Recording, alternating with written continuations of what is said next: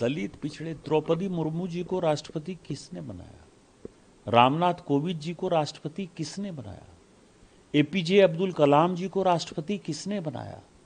आज भी ये सरकार यदि चल रही है तो इसमें ओबीसी कितने हैं, शेड्यूल कास्ट कितने हैं, शेड्यूल ट्राइब कितने हैं? क्या आज़ादी के बाद मोदी जी के मंत्रिमंडल में जितने OBC, schedule caste, schedule tribe हैं, क्या आज़ादी के बाद कांग्रेस के शासन में रहा है? क्या उन्होंने मंत्रिमंडल में इतना प्रतिनिधित्व दिया है? क्या इतने राज्यपाल उन्होंने बनाए, इतने गवर्नर मतलब राष्ट्रपति बनाए, उपराष्ट्रपति बनाए?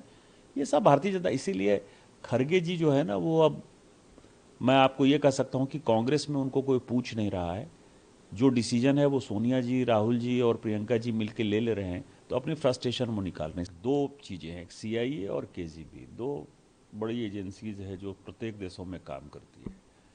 सीआईए की डायरी जो उसने अमेरिका भेजी और मित्रोखिन डायरी जो केजीबी ने रूस में भेजी, दोनों ये कह रहा है कि एचकेएल भगत के नेतृत्व में कांग्रेस के 150 सांसद सोवियत संघ के पेरोल पर थे, उनसे पैसा लेते थे, उनको चुनाव लड़ाते थे, उनसे नीतियां बनाते थे।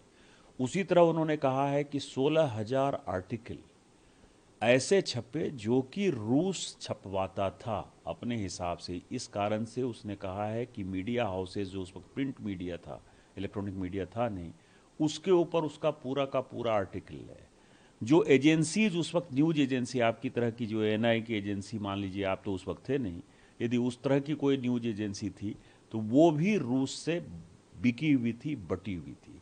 नौकरशाह के बच्चे वहाँ पढ़ने जाते थे, नौकरशाह के बच्चे वहाँ घूमने जाते थे, व्यापारी संगठन के बच्चे जाते थे, वो घूमने जाते थे। और एक और बातें कही कि सुभद्रा जोशी जो कांग्रेस की कैंडिडेट थी 77-80 में, उसने तो 5 लाख रुपया जो है उस जमाने में लिया 77-80 में चुनाव लड़ने के लिए जर्मनी से, और बाद में 1980 में उसको जर्मन इंडो फोरम का जो है अध्यक्ष बना दिया गया। तो पूरा का पूरा यदि देखेंगे तो लगता था कि सोवियत रूस से बिका हुआ जो है हमारा देश था गांधी फैमिली के नेतृत्व में। और आज जो मैंने कही, कई एक लोगों को लगता है कि ये जो है सीआईए का डॉक्यूमेंट है, सीआईए का डॉक्यूमेंट है, सीआईए सोवियत संघ को बदनाम करने के लिए कहता है। आज जो मैंने कहा है, आज उससे भी इंपॉर्टेंट बात है, 10 मई 1979 को राज्यसभा के अंदर डिस्कशन होता है। जो यूएस के एम्बेसडर हैं मिखलिन, उन्होंने एक किताब लिखी है। उस किताब में जिक्र करते हैं कि श्रीमती गांधी को 2 बार उन्होंने पैसा दिया। इसके ऊपर राज्यसभा में पूरा डिबेट होता है। और फिर उसी में मैंने जो है निक्सन और किसिंगर की जो फोन पर बातचीत है, उसमें जो पैसा देने की बात कर रहे हैं कि किस तरह से कांग्रेस को मैनेज किया जा सकता है, किस तरह से सरकार को मैनेज किया जा सकता है, ये बातें हमने कही हैं। ये सारी बातें अलार्मिंग है कि ये देश 1947 के बाद भी 2014 तक, क्योंकि इसी बीच में आपको पता है कि जब मनमोहन सिंह जी की सरकार बनी 2004 में, तो जो राव का एजेंट था, जो ज्वाइंट डायरेक्टर था राव का, रविंदर सिंह, वो भगा दिया गया और आज तक उसका आता पता नहीं चला। वो वाशिंगटन में जो है देखा गया। उसके बाद 2004 से लेकर 14 तक मनमोहन सिंह जी देश के प्रधानमंत्री रहे, क्योंकि वो ये सारे कारोबार करता था, कांग्रेस के सारे इशूज को जानता था।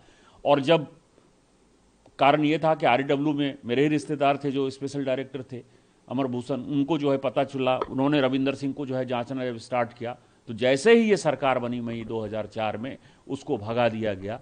ये सारा दिखाता है कि 2014 तक, केवल 5-6 साल छोड़ दीजिए अटल बिहारी वाजपेयी जी का, तो ये सरकार या तो केजीबी चला रही थी या सीआईए चला रही थी।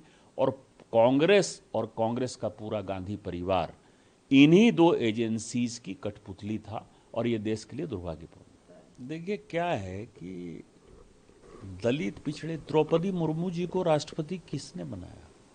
रामनाथ कोविंद जी को राष्ट्रपति किसने बनाया? एपीजे अब्दुल कलाम जी को राष्ट्रपति किसने बनाया? आज भी ये सरकार यदि चल रही है तो इसमें ओबीसी कितने हैं, शेड्यूल कास्ट कितने हैं, शेड्यूल ट्राइब कितने हैं? क्या आज़ादी के बाद मोदी जी के मंत्रिमंडल में जितने OBC, schedule caste, schedule tribe हैं, क्या आज़ादी के बाद कांग्रेस के शासन में रहा है? क्या उन्होंने मंत्रिमंडल में इतना प्रतिनिधित्व दिया है? क्या इतने राज्यपाल उन्होंने बनाए, इतने गवर्नर मतलब राष्ट्रपति बनाए, उपराष्ट्रपति बनाए? ये सब भारतीय जनता, इसीलिए खरगे जी जो है ना, वो अब मैं आपको ये कह सकता हूँ कि कांग्रेस में उनको कोई पूछ नहीं रहा है। जो डिसीजन है वो सोनिया जी, राहुल जी और प्रियंका जी मिलकर ले रहे हैं, तो अपनी फ्रस्ट्रेशन वो निकाल रहे हैं।